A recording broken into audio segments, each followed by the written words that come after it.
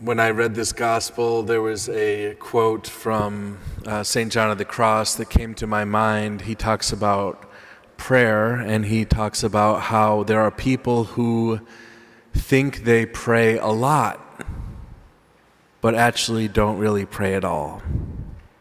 And then there are those people that think they pray very little, think their prayer is worthless in the sight of God, and yet that prayer is of great importance, of great value. Why did this come to my mind? Well, today we heard about babbling. We heard about babbling. Jesus said, in praying, do not babble like the pagans. Do you babble? Do you know what babbling is?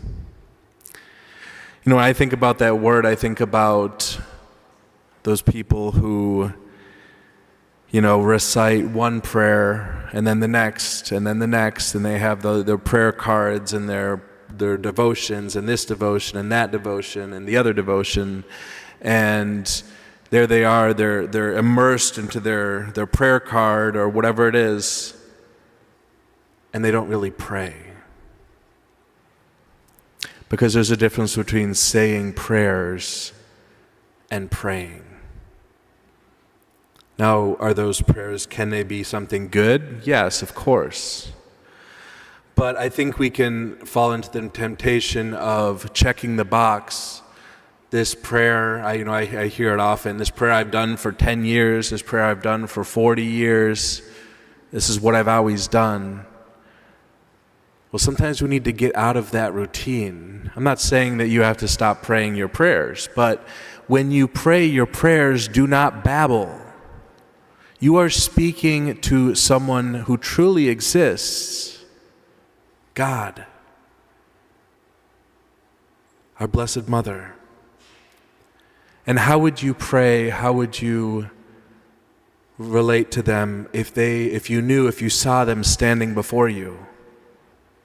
Would we rush through our prayers? Would we rattle them off?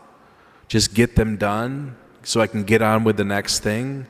Or do we truly pray?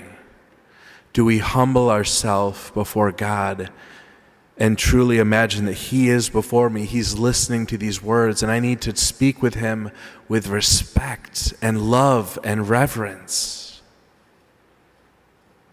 I'm sure many of us would pray a lot slower if we had that mentality.